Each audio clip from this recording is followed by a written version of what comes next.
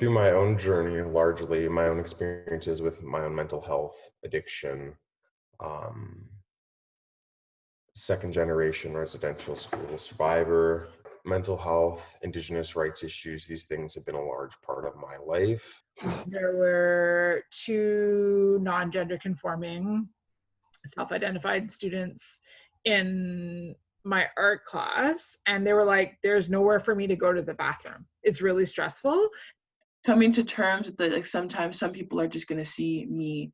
I never used to have my fro out ever until like 2 weeks ago because I was scared to be a presence. I was scared to show up and be there. And I'm still like figuring out, like, okay, like, what does this mean to have my natural hair showing? What does that mean to speak up? What does that mean to claim and showcase that I am a Black woman and be like, yeah, that's what we're dealing with, you know? Police brutality has been a huge issue, whether it be by killing us, by creating tensions. And I, alongside two other organizers, tried to bring awareness and shed light on the issues of the systems in which oppresses Black and brown lives. It's a way for me to connect with my people. It's a way for me to be okay to feel. I mean, I was the demographic that I was doing advocacy for in that weird way. Like we were focused on providing safe space for LGBT youth, and I was a kid at the time. But there were not a lot of young queer kids trying to get emancipated back then, I guess. So And it's often the case, if you're a youth and you have awareness of different social justice issues, I've found more likely you're suffering from different lacks of privileges or oppression. You might have trauma, all of these different things might be.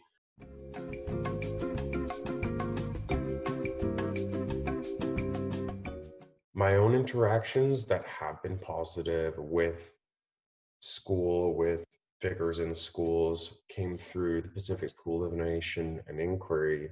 They shape the curriculum to your interests, to what you want to do, and they hold this incredible amount of space for self-discovery, to spend time with your own identity, to pursue whatever it is you're interested in that moment, which for like a 14-year-old, a 15-year-old is like rapidly changing day by day, week by week, but they still hold that space. What I was learning about when I was, I think in middle school, high school, was my own residential school trauma, my own intergenerational trauma, learning about the different aspects of my mental health, and seeing those patterns play out in forms of addiction in all of these different ways. I was in drama class and everybody didn't want to read over The Wizard of Oz anymore. And our teacher was like, what do you guys want to do? And I was just like, oh, I want to be a doctor, I want to be a teacher, I want to be a politician. And he's like, no, but like, great, you have a job. What do you want to do? What does it mean for you to do this for the greater picture? What does that picture look like? I don't know exactly what I want to do, but I know I want to like help people. He's like, how are you going to do that? Why do you want to help people? How do you want to help people? And then we just went in a circle going around like, oh, I want to be a mechanic. Why do you want to be a mechanic? I like fixing things.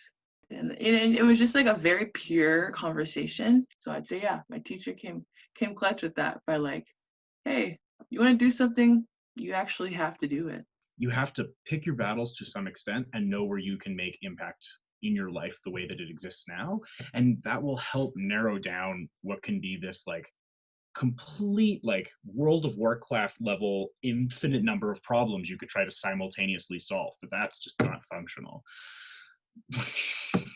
Right, like that's not reasonable. Looking for ways that we can, apply pressure on, policy, apply pressure on the systems in place. Looking ahead, planning different outcomes, how to keep people safe. Does it mean talking with police liaisons? I hope not.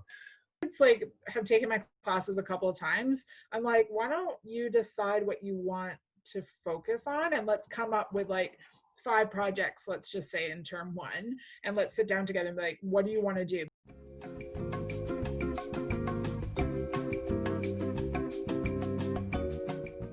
I was super involved with everything. I was like captain of this team and this team, part of the debate team, part of student, I was always involved. But I always felt like I was speaking on behalf of Black people. And that burden has always been a thing that I felt like pretty much most of my life. Oh my goodness, if I do this wrong, I am going to disappoint so many people. And the pressures of, like, I think through that I was quite anxious, and I had a lot. And the thing is, I was very good at hiding it because I'm like, oh, I'm super confident, but I was always super anxious.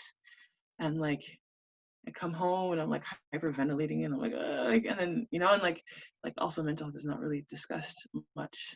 Now I look back, I'm like, you probably were going through something. You probably should have talked about it. You probably could have asked for help. The school was able to not necessarily provide a resource, but provide enough of this space that says you don't always have to show up in these ways. The structure isn't this strict. And I mean, I tried to drop out about like 3 times, and each time the principal said, like, it's okay, like, you just go and do what you need to do and we'll make it work for you. And that allowed me to, have emotional space, have spiritual space, have physical space, to find healing, to connect with different community. You don't judge, right? You don't judge. And not merely do you not judge, but you listen. You absolutely have to listen. And that to me is the biggest thing, the not judging. And that's what's so difficult for parents, right? Because it's their child. That child is a reflection of them, and or even with siblings, if you've got younger siblings, you really want to impose your sense of values on young people, and we often do that by judging. But you can't. If you want to maintain, to develop a relationship and maintain a relationship and keep the communication going, you can't judge. You try and find places that are comfortable for young people, not that suit you as a professional.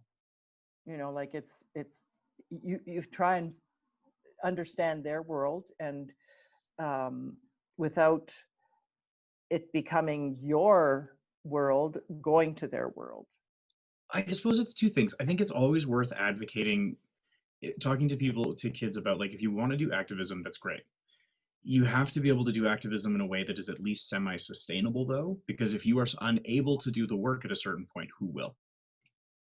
It's a weird like pressure thing to tell them, but if you burn yourself out, who's going to do the work is a really good way to consider taking time for yourself, right?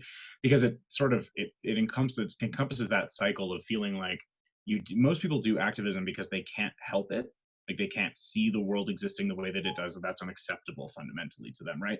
But in order to address that, you need energy, which means you have to take care of yourself first. So a good analogy is a choir, actually, which is something that I use when I teach diversity sessions, where I say, like, a choir can sing longer and louder and with a greater range of musical ability than any soloist ever could, because individual choir members are allowed, when they need to breathe.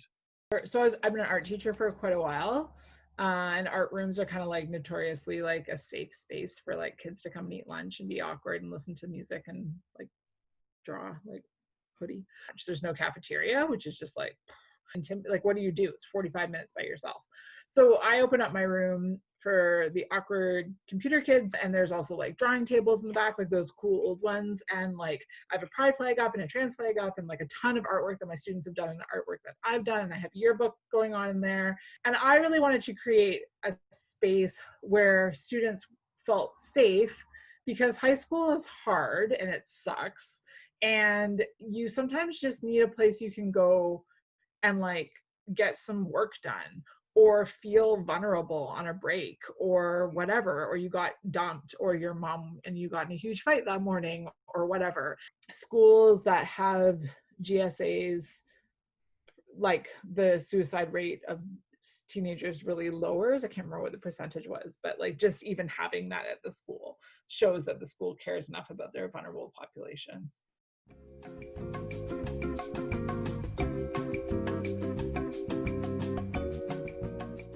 as a teacher, ideally educate yourself on the different things that are going on in the world.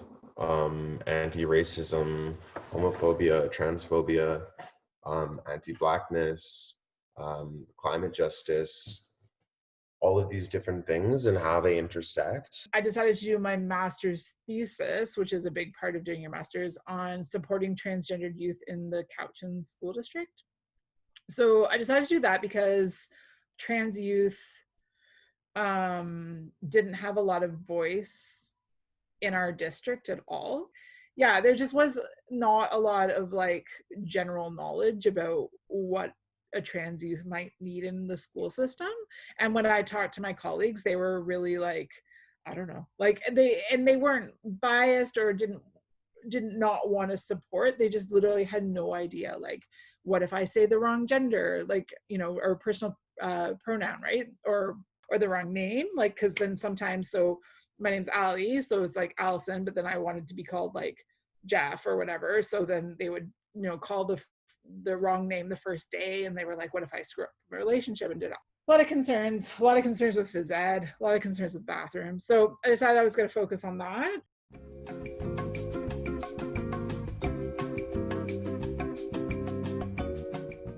I've found to be really, really important to have youth be able to see themselves reflected in someone else. Meeting him was the first time I'd ever been like what I would consider starstruck, because it was like a real gay person who lives in Calgary. And he was the beginning of sort of like, he taught me how to interview people and how to use all of the equipment and like how to move and how to talk about things like sexual health. I was, 15 or 16.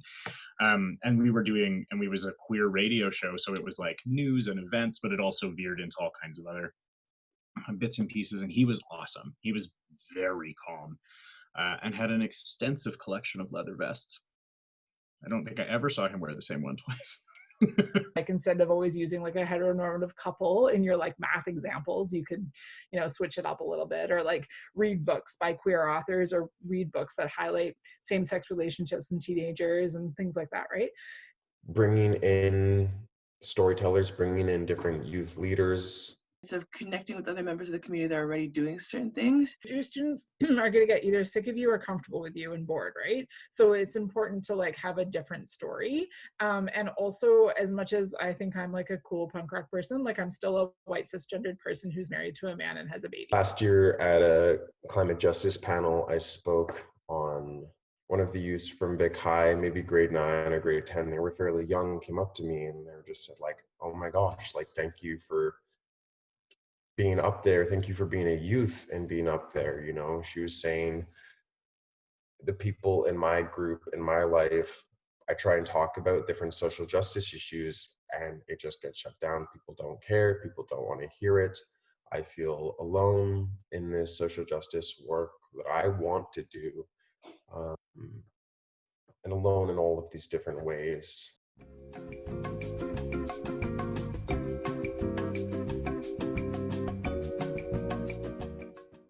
I think when you've chosen to be an activist, you're choosing to be not in opposition, but to highlight things that make people uncomfortable. And so not all reactions tell you something about the work you're doing. Doesn't necessarily mean that a reaction is good or bad, always. Sometimes it's necessary evil. It's weird, right? Because sometimes making people uncomfortable is bad and it defeats the purpose of your messaging. And sometimes it's exactly what needs to happen for the messaging to land. Parents. You're going to get parents who are like dead against wanting. So let's just keep with the trans issue, like trans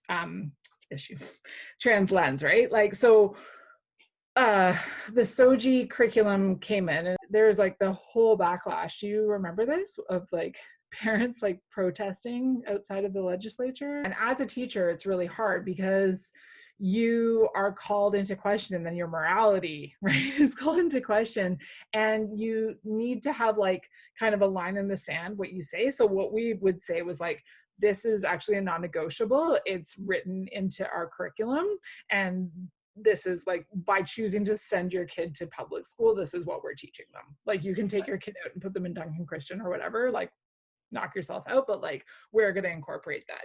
But I think it's really intimidating as a newer teacher to have like the angry mom, right, that like writes you like an enraging email being like, what do you mean you taught my kid about transgendered youth, like I don't like this has no place in the classroom. You'll hear that a lot. And so just being able to like you know, for your school to formulate like almost like a stock response to that, and then every teacher says the same thing, because she'll bitch to like her math teacher, the history teacher, the art teacher, she'll bitch to anyone who will listen to the principal, and so everyone just has to say the same thing. So that, but that, it's intimidating, and it's why people don't want to take on a lot of advocacy work, because as a teacher you get shit on a lot anyway. And then I had like really uncomfortable conversations with like a bunch of my teenage boys. They were just like so upsetting, but at the same time, I thought it was really good that they actually talked to me at all. Like one kid was coming from the slant of like, if I'm at a bar and some dude who's really a woman, or the way around, I guess, whatever, tries to make out with me, I'd kill them. And it's really hard as a teacher who's like, you're just acting like an a-hole right now, to not say that and to be like, okay, and to break down all the steps and really go to like a calm place without reacting. Because it's really hard to be like, you can't think this way, but it's like, well, then you're going to completely shut down the conversation. The kid will think that way forever. And one thing I've heard from so many youth is, what does any of this matter anyway? It looks like we're all going to die. The end of the world is happening. Like the world is burning, it's on fire.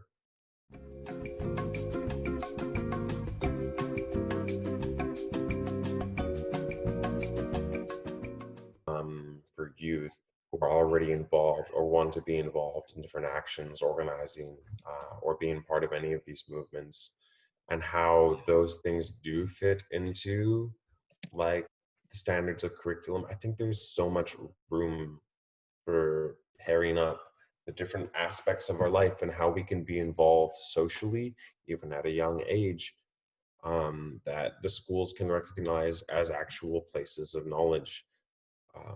I know, like, I definitely am more of like an experiential learner. I learn a lot from actually doing things, being a part of things. If I have to sit down and stare at a teacher who's trying to explain me something, I have a way harder time.